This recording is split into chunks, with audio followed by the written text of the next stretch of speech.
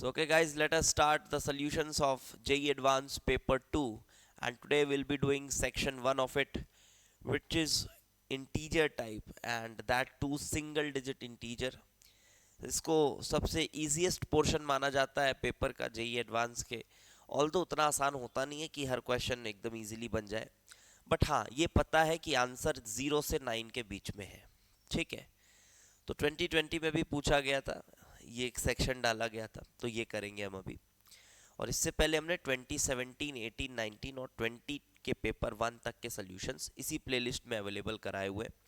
तो आपको किसी भी क्वेश्चन में थोड़ा भी डाउट अगर होता है जब आप पीवाईक्यूज बना रहे हो, आप बिल्कुल जाके फॉलो कर सकते हैं, या तो सेक्शन वाइज आप वीडियोस देखते देखते ही क्वेश्चन सॉल्व कर सकते हैं, आपको काफ़ी बेनिफिट होगा। ठीक है, अदर देन दैट आप अगर एक वेल प्लान्ड कोर्स चाहते हैं जिसमें आपको एडवांस प्रॉब्लम्स कराए जाएं, जेन्युइन एडवांस प्रॉब्लम्स कराए जाएं, तो आप केम आईआईटी ऐप इंस्टॉल कर सकते हैं। ऐप इंस्टॉल कर सकते हैं फ्रॉम अवर डिस्क्रिप्शन बॉक्स, और इस ऐप पे आपको कोर्स मिलेगा complete problem solving. Complete problem solving course मिलेगा जहां हम टारगेट कर रहे हैं 600 plus advance problems, 600 plus advance problems for 2024 aspirants. ये और ये जो एडवांस प्रॉब्लम्स हैं, जो भी बच्चे इसको यूज़ कर रहे हैं, अभी अभी काफ़ी बच्चे हमारे साथ जुड़े हैं, तो जो भी बच्चे इसको यूज़ कर रहे होंगे उनसे आप फीडबैक ले सकते हो। ये जेन्युइन एडवांस प्रॉब्लम्स हैं, बिल्कुल जेन्युइन एडवांस प्रॉब्लम्स हैं ये। इसमें किसी भी तरह की ऐसा नहीं है कि बहुत आसान आसान क्वेश्चन करा के नंबर्स बढ़ा के आपको बता रहे हैं, नहीं, ये बिल्कुल जेन्युइन एडवांस प्रॉब्लम्स है। एंड मोर देन ज़्यादातर जो प्रॉब्लम्स है वो तो एडवांस प्लस लेवल के ही हैं। ऑब्वियसली सब कुछ रेलेवेंट है, और इजी और मॉडरेट क्वेश्चंस भी थोड़े बहुत इसमें डाले गए हैं, but most of the questions advance plus level के हैं। तो ये आप कर सकते हैं। जो भी बच्चे हमारे साथ कंप्लीट कोर्सेज करे हुए हैं लाइक ऑर्गेनिक, इनऑर्गेनिक, फिजिकल, उनको ये कोर्स उस कंप्लीट थ्योरी लेक्चर्स के साथ कॉम्प्लीमेंट्री दिया गया है। बट अगर कोई बच्चा ऐसा है जो अभी हमारे साथ जुड़ा है और सिर्फ प्रॉब्लम सॉल्विंग करना चाहता है, तो ये कोर्स सेपरेटली भी अवेलेबल है। And also for J25 aspirants हमारा हर कोर्स आपके लिए काफ़ी काम का है। तो अगर आप अभी आ चुके हैं, आपको पता चल चुका है कि यहाँ पढ़ाई हो रही है, तो आप बिल्कुल बिना किसी डाउट के साथ आप एनरोल कर लीजिए। मैं आपको गारंटी देता हूँ that you will not regret, अगर आप एक सिंसियर बच्चे हैं, पढ़ाई में आपका मन लगता है तो। ठीक है, चलो शुरू करते हैं बात। क्वेश्चन नंबर 1 से शुरू करते हैं। क्वेश्चन नंबर 1 कह रहा है कि ये I1, I2 और I3 की वैल्यूज दी हुई है आयोनाइजेशन एनर्जीज की, और हमको बताना है कि ये n क्या है। तो देखो क्या समझ में आता है, और ये भी बोल दिया n लेस देन 10 है। तो n ये I1 है 1681, उसके बाद ये हो गया है 2081, काफ़ी ज़्यादा बढ़ गया है, और उसके बाद अचानक से कम हो गया है।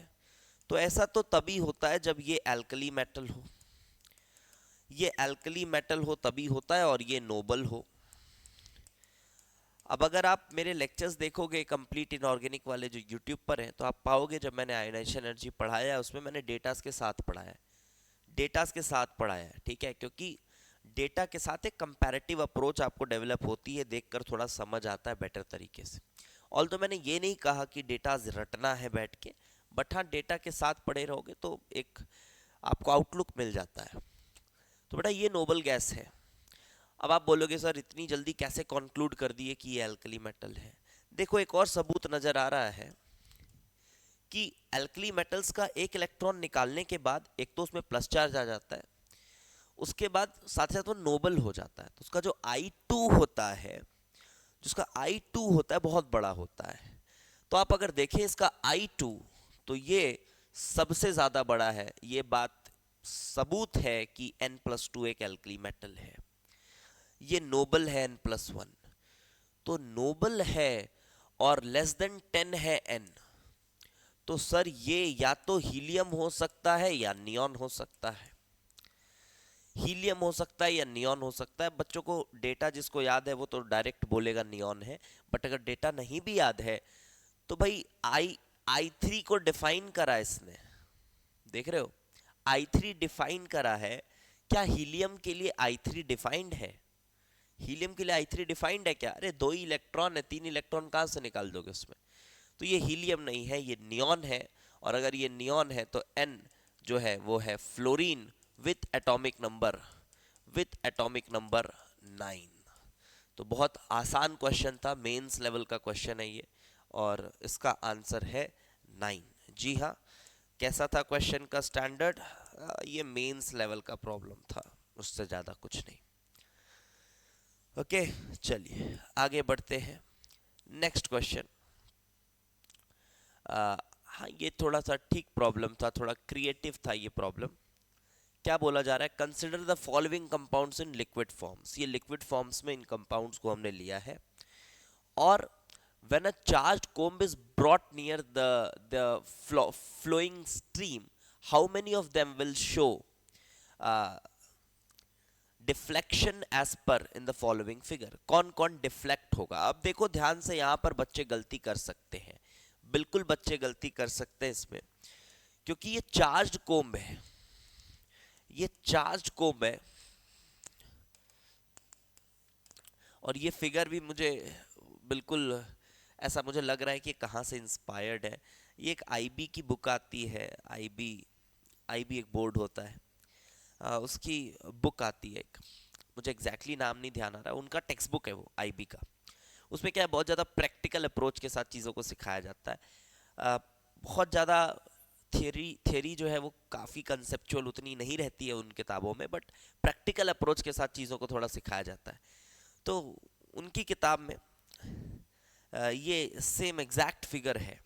जो बच्चा आईबी बोर्ड का होगा, अगर, वैसे जनरली आईबी बोर्ड वाले बच्चे जेई के लिए प्रिपेयर तो नहीं करते, बट फिर भी अगर आपके पास बुक अगर हो इधर उधर तो आप देख सकते हो, उसमें ये किताब में केमिकल बॉन्डिंग चैप्टर में ये फिगर बनाया हुआ है। मुझे लगता है ये वहीं से इंस्पायर्ड है, वहीं से उठाकर डाला गया है। एनीवेज, हमको बताना है कि ये चार्ज्ड कोम्ब है, और ये चार्ज्ड कोम्ब है और इसकी तरफ चीज़ें अट्रैक्ट हो रही हैं। तो इसमें मैग्नेटिक कैरेक्टर का कोई रोल नहीं है, पहली बात स्पष्ट कर लो, वो गलती बच्चे करेंगे इसमें, इसलिए क्वेश्चन थोड़ा अच्छा है। मैग्नेटिक कैरेक्टर का कोई काम नहीं है, ये कोई मैग्नेट नहीं है, ये चार्ज है, ठीक है, ये चार्ज है, this is charged comb. Magnetic character का कोई काम नहीं है। यहां पर आप देखेंगे कि ये जो चीजें होंगी ना, ये अट्रैक्ट तभी होंगी जब इसमें नेट चार्ज होगा। नेट चार्ज मतलब जब इसमें नेट डाइपोल मोमेंट होगा।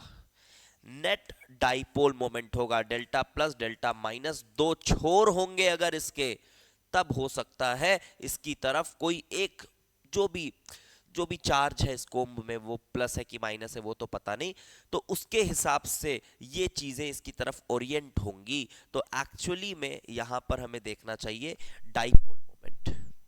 एक्चुअल में हमको यहां चेक करना है dipole moment and not the magnetic character. तो चलिए देखा जाए क्या डाइपोल मोमेंट होगा, किसका किसका डाइपोल मोमेंट होगा नेट। तो ऑक्सीजन का कोई डाइपोल मोमेंट नहीं है भाई। डाइपोल मोमेंट के लिए डाइपोल वेक्टर्स बना के काम किया जाता है ना, डाइपोल वेक्टर्स बना के काम किया जाता है। And O2 will not have any dipole moment. HF, बिल्कुल HF का तो है delta minus delta plus dipole, yes there is a net dipole, तो HF हो गया। H2O ऑब्वियसली ये पोलर है, पोलर मॉलिक्यूल सिलेक्ट करना है यार। अब तो हो गया, सवाल आसान हो गया।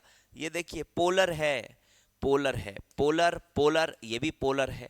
अमोनिया भी पोलर प्रोटिक होता है। H2O2 की बात करी जाए, पोलर है। H2O2 भी पोलर है जी बिल्कुल। CCl4 non polar, CHCl3 polar, C6H6 non polar, this chlorobenzene polar. अब ये पोलर नॉन पोलर कैसे निकाला जाता है, ये आपने बेसिक केमिकल बॉन्डिंग में पढ़ा होगा। तो कितने हैं जो पोलर है? तो 1 2 3 4 5 6, यस 6 हैं जो पोलर हैं, और वो इस चार्ज्ड कोम्ब की तरफ अट्रैक्ट हो जाएंगे। Okay, so this the answer. Let's move to the next question.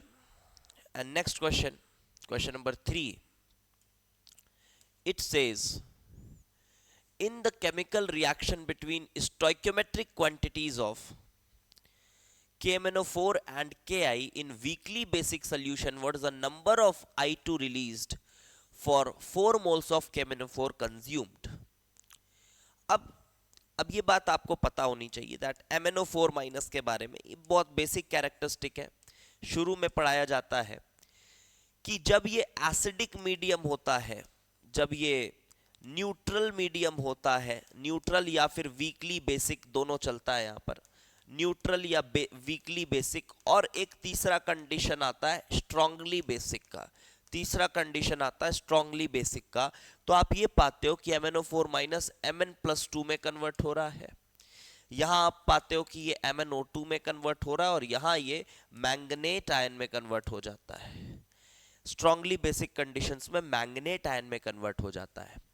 ये ऑक्सीडाइज कर रहा है I माइनस को, देखिए क्वेश्चन में क्या बोल रहा है कि ये वीकली बेसिक मीडियम में I माइनस को ऑक्सीडाइज कर रहा है और MnO2 बना रहा है, बनाएगा ये MnO2, ये MnO4 माइनस I2 बना रहा है और MnO2 बना रहा है, ऐसी बात कही गई है, देखिए है ना, रिएक्शन तो आपको पता चल गया इससे।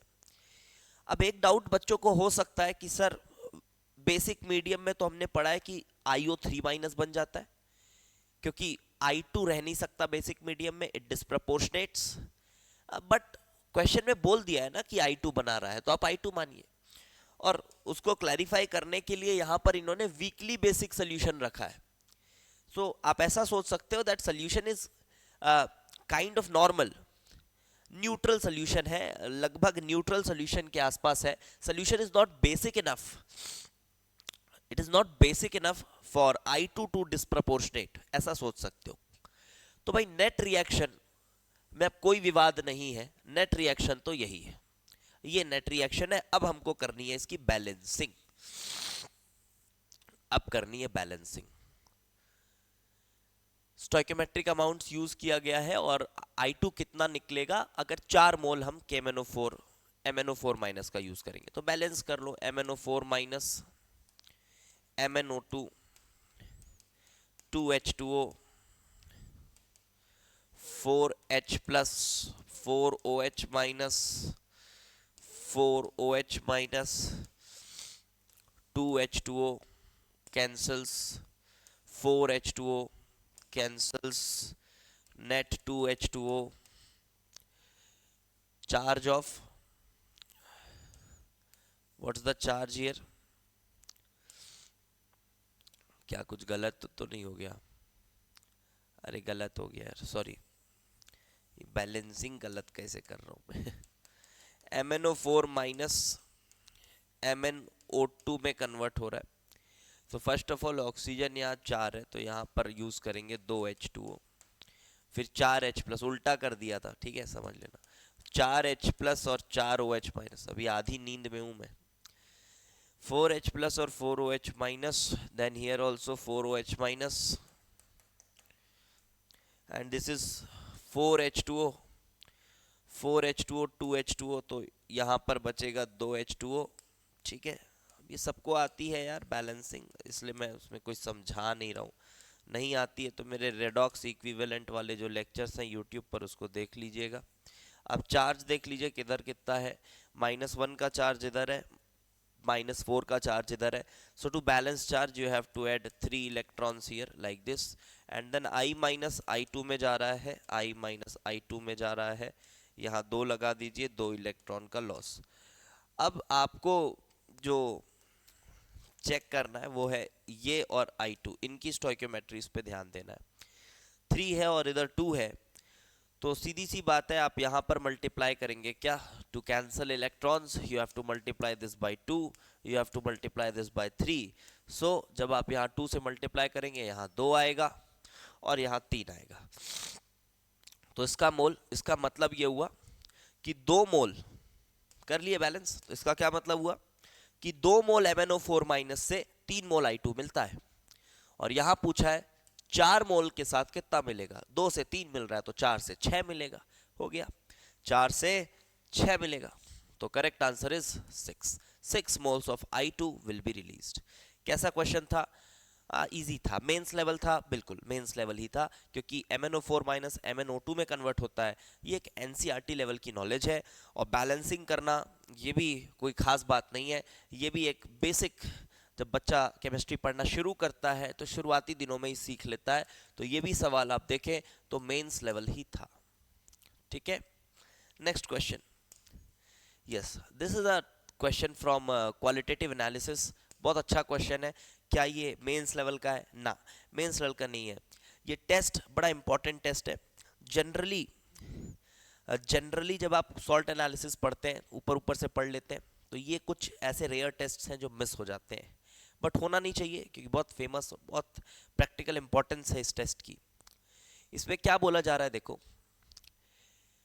N acidified solution of potassium chromate. अब ये क्रोमेट भी हो सकता है स्टार्टिंग में, डाइक्रोमेट भी हो सकता है, क्योंकि जब आप एसिडिफाई करते हो क्रोमेट को तो वो एक्चुअली डाइक्रोमेट में कन्वर्ट हो जाता है. दोनों का ही टेस्ट है ये.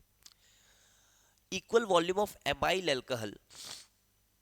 अब इसको ना एल्कोहल डाला जाता है, amyl alcohol. Amyl alcohol is actually special name given to pentyl alcohol, उसी को नाम दिया गया है.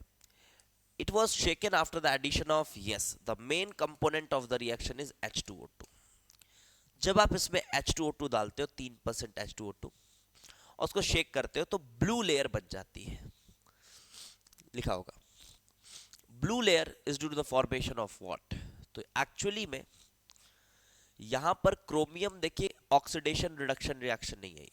ये +6 था, यहां भी ये +6 ही है, और यहां जो बनेगा ये बनता है CrO5 का बटरफ्लाई स्ट्रक्चर. जी हाँ, ये बनता है CrO5 का बटरफ्लाई स्ट्रक्चर, और इसकी वजह से ही यहां पर ब्लू कलर आती है. अब एक्चुअली ये जो एमाइल अल्कोहल होगा या फिर डाइएथाइल एथर होता है ET2O, इनके प्रेजेंस में ये थोड़ा सा चिलेट हो जाता है, कॉम्प्लेक्सेट होकर स्टेबलाइज हो जाता है. इस तरह से स्टेबलाइज हो जाता है, इसलिए इन अल्कोहल्स और ऑर्गेनिक सॉल्वेंट को यूज किया जाता है.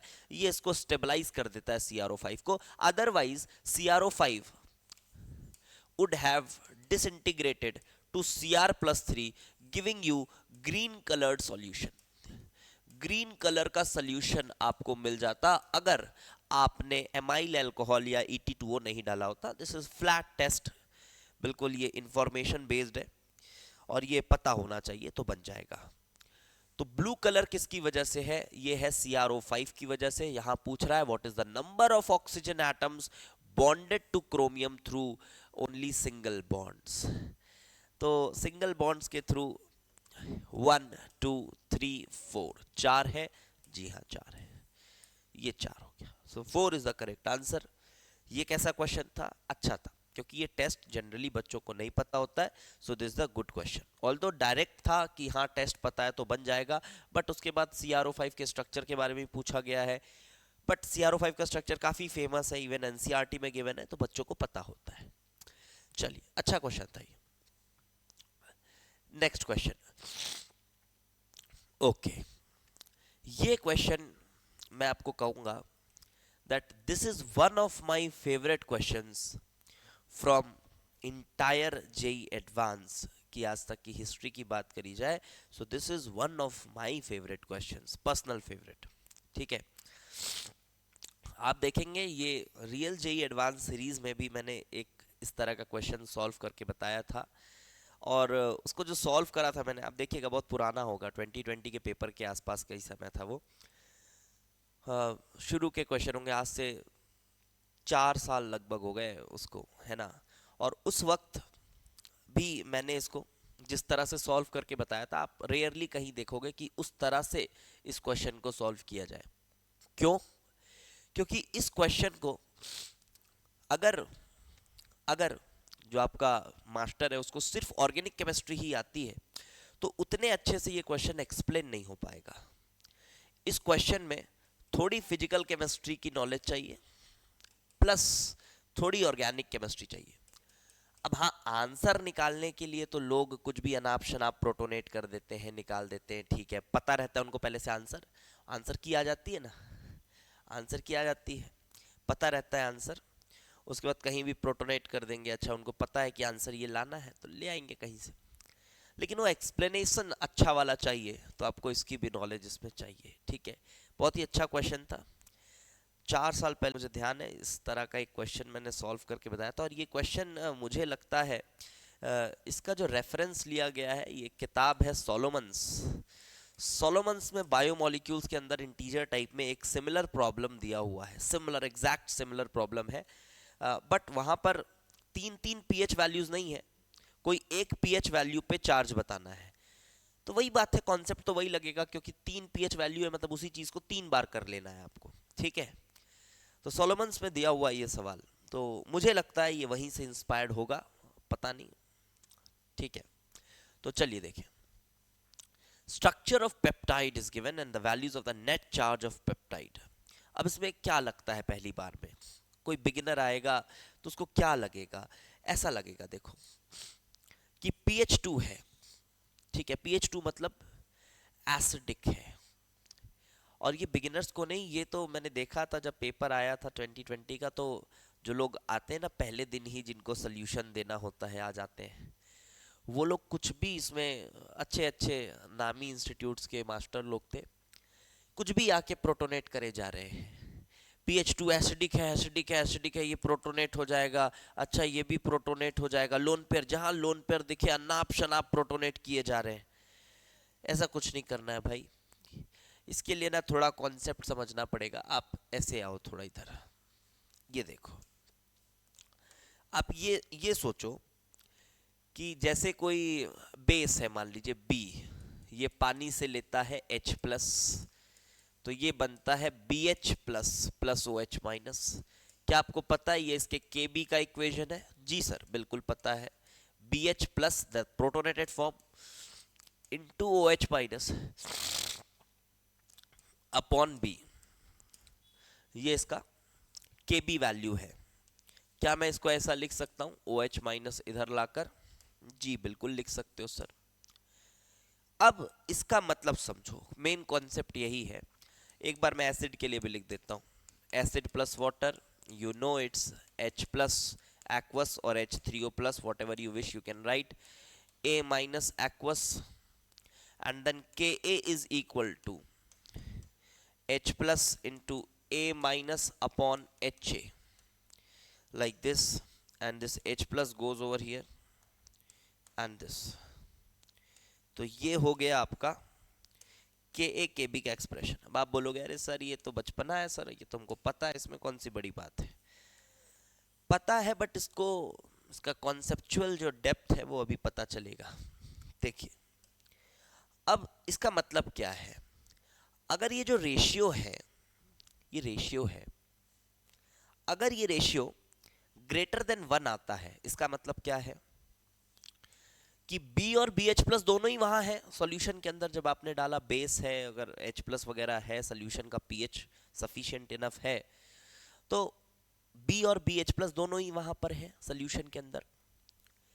अब दोनों में ज्यादा कौन है, ज्यादा कौन है वो डिटरमाइन किया जा सकता है इस रेशियो से। अगर ये रेशियो ग्रेटर देन 1 है, इसका मतलब BH प्लस ज्यादा है, और अगर वो ग्रेटर देन 1 नहीं है, इसका मतलब B ज्यादा है। क्लियर है बात, सिंपल। तो हम एक उसमें चार्ज अज्यूम तभी करते हैं जब मेजर फॉर्म में चार्ज्ड प्रोडक्ट हो, दैट इज BH प्लस अगर मेजर अमाउंट में है, तब ही हम ये मान के चलेंगे कि हाँ उसमें एक पॉजिटिव चार्ज है। ऐसा नहीं कि करोड़ों मॉलिक्यूल्स में से कोई एक आध मॉलिक्यूल प्रोटोनेट हो गया है तो उसको मान लेंगे प्रोटोनेटेड है ना। Major form should be in protonated form, and that we can determine only if we determine this ratio. And similarly यहां भी कि कोई एसिड है वो H प्लस छोड़ देगा, अगर देखो pH बहुत ज्यादा, अगर H प्लस की कंसंट्रेशन बहुत ज्यादा ऑलरेडी है, तो क्या होगा, ये रेशियो की वैल्यू क्या हो जाएगी, सोचो। H प्लस बहुत ज्यादा है, सोल्यूशन पहले से ही काफी एसिडिक है, तो एसिड H प्लस क्यों छोड़ेगा, कॉमन सेंस भी समझ में आता है, उसका मैथमेटिकल प्रूफ दिखा रहा हूं। अगर H प्लस पहले से ही बहुत ज्यादा है, तो ये वैल्यू जो होगी 1 से छोटी हो जाएगी, और अगर ये 1 से छोटी हो गई, इसका मतलब A माइनस कम है और HA ज्यादा है, मतलब non dissociated form of acid is present in major form. ये बात समझ आ गई? बिल्कुल। अब यही सेम चीज को हम अप्लाई करेंगे Kb के वैल्यूज के साथ। तो जब pH2 में बात करें तो पहले तो सबका K Kb पता होना चाहिए। फिनॉल एसिडिक नेचर थोड़ी शो कर सकता है, इसका K है 10 की पावर -10 के आसपास। अब ये अमाइड है, अब ये बेस की तरह काम कर सकता है, बट कोई बहुत अच्छा बेस है नहीं ये अमाइड। ये भी अमाइड है और देखा जाए तो ये भी अमाइड ही है ना, ये भी अमाइड है। तो अमाइड्स का जो रफली आपको मैं Kb वैल्यू बताऊं, बहुत बुरे बेस होते हैं ये। Kb वैल्यू बताऊं 10 की पावर -15 से 10 की पावर -16, ये रेंज है लगभग, ऐसा मान लो। ये अमीन्स है, अमीन्स तो ठीक ठाक है, इनकी Kb लगभग 10 की पावर -4 10 की पावर -5 के आसपास होती है, ये रेंज मान लीजिए, -5 मान लो, चलो अप्रॉक्स बता रहा हूं, थोड़ा बहुत तो चेंज होगा, आजू बाजू के ग्रुप्स पे भी डिपेंड करता है। ये अमीन है और कहीं अमीन दिया हुआ है, एक अमीन ये है NH2। अच्छा ये अमाइड नहीं है, ये भी अमीन है, सॉरी ये अमाइड नहीं है, अमाइड इधर है, ये अमाइड इधर है, ये अमीन है, ये दोनों अमाइड है ना, ये अमाइड दिख रहे हैं, देखो ध्यान से। और ये तुम्हारा अमीन है, अमीन है वही 10 की पावर -5 के आसपास का, Kb इसका मान लीजिए। ये कार्बोक्सिलिक एसिड्स हैं, इनका Ka आप एज्यूम करेंगे, बेस तो है नहीं अच्छे, बहुत बुरा Kb वैल्यू होगा इनका, तो K है इनका 10 की पावर -4 के आसपास, रफली आसपास मान लीजिए। अब आप बोलोगे सर इसका Kb बताओ, अबे इसका Kb अमाइड से भी कम होगा, ठीक है। ऑक्सीजन का लोन पेयर कभी अच्छा बेस नहीं होता, ऑक्सीजन का लोन पेयर कभी अच्छा बेस नहीं होता। मैकेनिज्म के दौरान प्रोटोनेट कर देते हो, बात अलग है, वो अलग कॉन्टेक्स्ट है, यहां अलग बात हो रही है, ठीक है, यहां अलग बात हो रही है। तो ये पहली चीज क्या क्या पता होनी चाहिए थी क्वेश्चन के लिए, पहली चीज तो आपको कॉन्सेप्ट आना चाहिए था कि हाँ यार इसका मतलब ऐसा होता है। दूसरी चीज आपको सभी के Kb वैल्यूज का रफ अंदाजा होना चाहिए था, और अब आप ये सवाल कर सकते हैं। चलिए देखिए, जब pH2 होगा, देखते हैं pH2 मतलब एसिडिक है, तो पहली चीज तो आप ये समझ लो कि इसको निकालोगे नहीं आप, एसिडिक है, मैथमेटिकली दिखा दो सर, दिखा देते हैं। क्या है देखो, Ka/H plus is equal to A minus upon HA, यही है ना। अब इसका K कितना है, K है 10 की पावर -4 -5, ठीक है, -4 मान लेता हूं चलो, अपॉन H प्लस कितना है, pH2 है, मतलब 10 की पावर -2 है। क्या आपको समझ आ गया कि ये वैल्यू 10 की पावर -2 आ रही है, इसका मतलब लगभग 1000 गुना ज्यादा है अनडिसोसिएटेड फॉर्म, इसका मतलब ये H प्लस नहीं छोड़ता, ये भी H प्लस नहीं छोड़ता। तो क्या सर इतने एसिडिक कंडीशन में कोई प्रोटोनेट हो सकता है? देख लो, आओ देखते हैं प्रोटोनेट कौन हो सकता है, यही देखेंगे। फिनॉल्स भी नहीं छोड़ सकते, अब ये नहीं छोड़ पा रहे H प्लस, तो फिनॉल कहाँ से छोड़ेगा, ये तो 10 है, तो ये तो और ही छोटी वैल्यू आ जाएगी। तो भाई देखो कहीं नेगेटिव चार्ज तो नहीं आएगा, ये बात तय है, कहीं नेगेटिव चार्ज तो नहीं आएगा, कोई H प्लस छोड़ने वाला नहीं है इतने स्ट्रॉन्ग एसिडिक कंडीशंस में। हाँ प्रोटोनेट जरूर हो सकता है, बट चेक करिए, इस पे आ जाइए। क्या बताया रूल आपको, Kb upon OH minus is equals to protonated form that is BH plus upon B, ये बताया।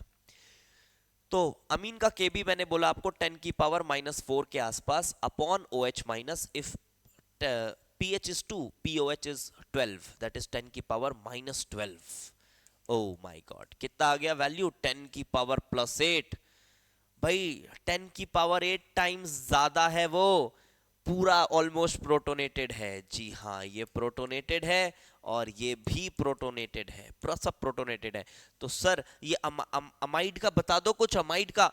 अरे अमाइड में क्या होगा बेचारों का, वो तो 10 की पावर -15 है, इवन आप 10 की पावर -12 इतना कम OH माइनस भी रखे हो, तभी भी ये वैल्यू 10 की पावर -3 आ रही है। मतलब अमाइड्स प्रोटोनेट नहीं होंगे, अमाइड्स प्रोटोनेट नहीं होंगे।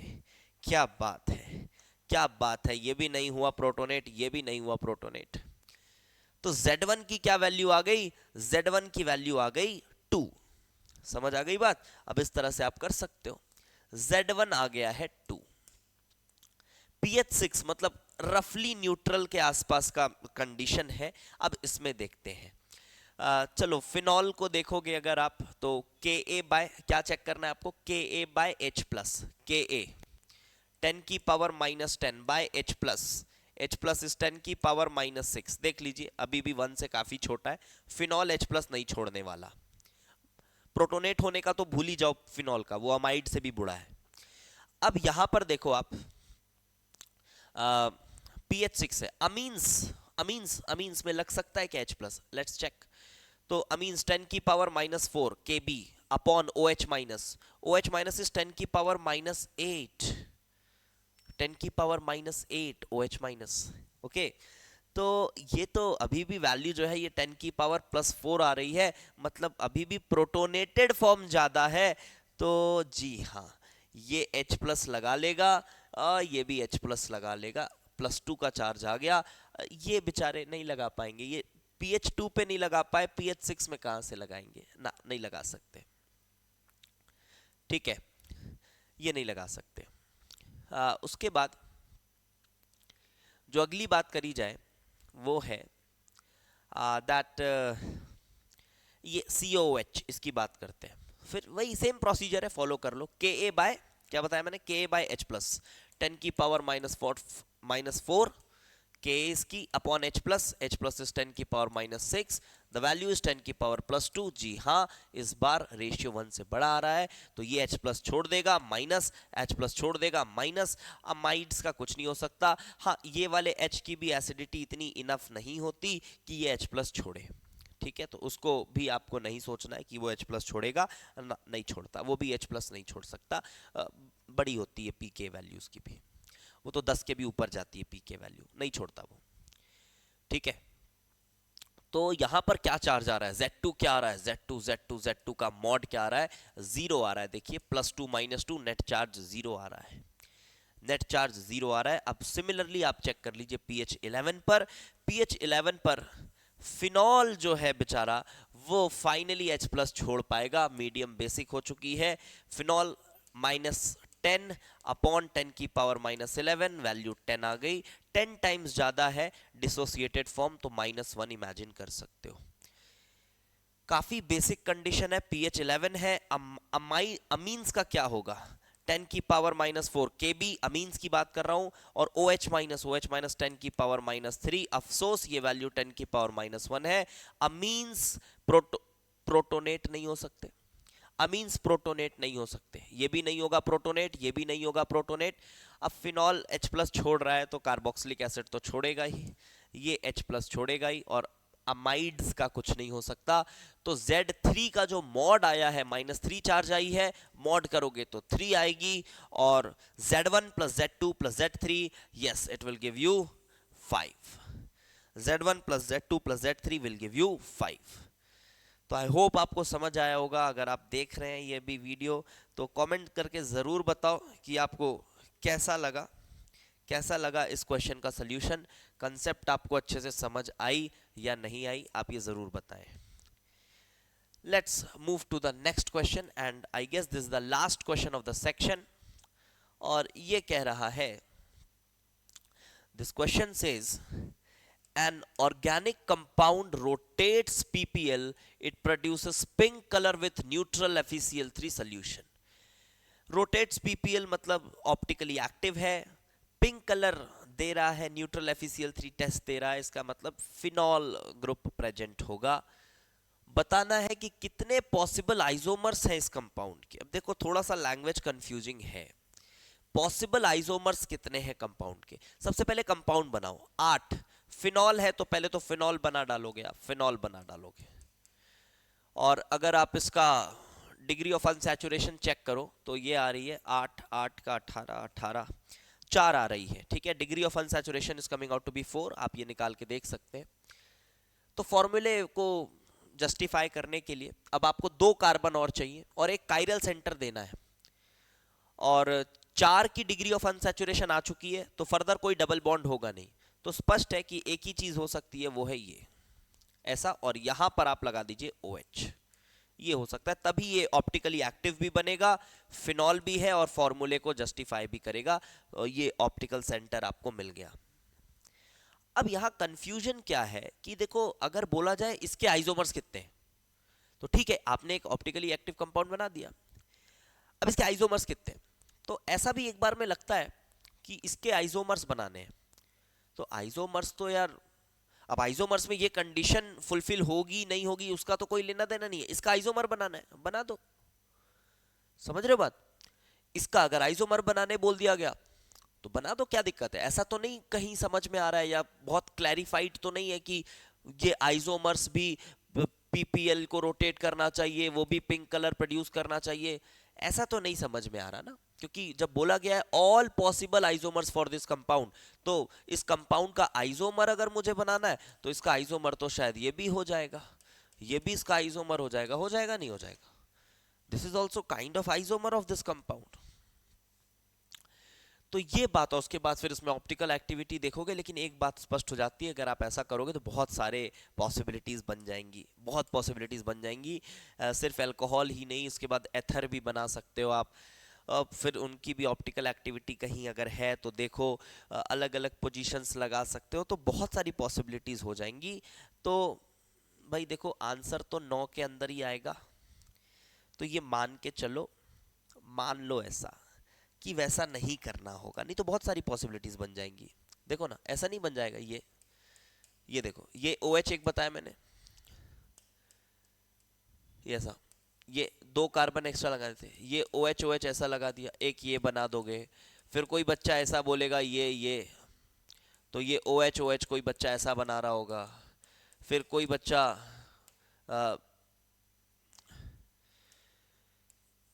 ऐसा बना रहा होगा OH, लेकिन ऑल्दो जेमिनल डाइऑल्स को हम नहीं काउंट करते हैं during making isomers, because room temperature पे स्टेबल नहीं है वो जेमिनल डाइऑल्स।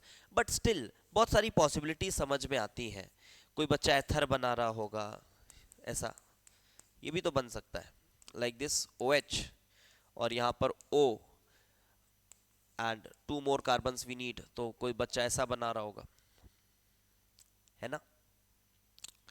तो बहुत सारी पॉसिबिलिटीज बन जाएंगी। तो एक काम करते हैं, हम ये मान के चलते हैं कि जो हमारा फाइनल आंसर आएगा वो पीपीएल रोटेट भी करना चाहिए और ये भी देना चाहिए, ये कंडीशन उसमें भी लगे हुए हैं। मतलब we have to make only those isomers which are fulfilling those conditions. ये क्वेश्चन दौरान में ही समझ आ जाता है, ऑल्दो लैंग्वेज थोड़ा स्पष्ट होना चाहिए था। ठीक है, all possible isomers for the compound, तो बहुत सारे बन जाएंगे। बट 0 से 9 के बीच में आंसर है, तो ये थोड़ा बच्चों को इम्प्रोवाइज करना पड़ेगा कि चलो ठीक है, जो प्रोडक्ट्स हम बनाएंगे वो प्रॉपर्टीज को फुलफिल करने चाहिए। ऑल्दो लैंग्वेज मैं फिर से बोल रहा हूँ बेटर हो सकता था। तो यहाँ पर क्या किया जा सकता है, ये आप पोजिशनल आइसोमर्स बना दो, क्या जा रहा है, ये एक ऐसा बना दो और ये कंडीशंस को फुलफिल करता हुआ तो आप 3 ही पोजिशनल आइसोमर्स बना पाओगे। समझ आ गई बात? 3 पोजिशनल आइसोमर्स बना पाओगे और ये तीनों ही ऑप्टिकली एक्टिव है, एक्टिव है, एक्टिव है, एक्टिव है। तो इसका DL तीनों बनेगा। तो ये मिरर इमेज, इसका मिरर इमेज, इसका मिरर इमेज सभी नॉन सुपर इम्पोजेबल होंगे। सो टोटल आंसर आ जाएगा 6। इसका प्लस माइनस, इसका प्लस माइनस, इसका plus minus. So total number of compounds which are following the formula of C8H10O2 and also giving neutral FeCl3 test being optically active, those are number 6। ठीक है, तो ये था section 1 of paper 2020 JEE advance paper 1। तो next lecture में हम करेंगे इसी का सेक्शन 2, जो कि थोड़ा मज़ेदार होता है, दैट इज़ 1 और more than 1 correct, that will be doing in the next lecture. और बिल्कुल मैं आपको फिर से याद दिलाना चाहूँगा, आप ऐप इंस्टॉल ज़रूर करें। अगर आप चैनल पर आ चुके हैं, ऐप ज़रूर इंस्टॉल करें। वहाँ जो कोर्सेज हैं आप बस दिमाग लगा के वो कर लो, कोई ऑफलाइन इंस्टीट्यूट की ज़रूरत नहीं पड़ेगी। उसके बाद मैं केमिस्ट्री की बात कर रहा हूँ, ऑब्वियसली फिजिक्स मैथ्स की नहीं। कोई ऑफलाइन में कुछ नहीं पढ़ने की ज़रूरत पड़ेगी अगर आप उन चीज़ों को प्रॉपरली फॉलो करते हो तो। ठीक है, बहुत अच्छे अच्छे रिजल्ट्स पिछले साल हमने दिए हुए हैं, टॉप रैंकर्स दिए हुए हैं।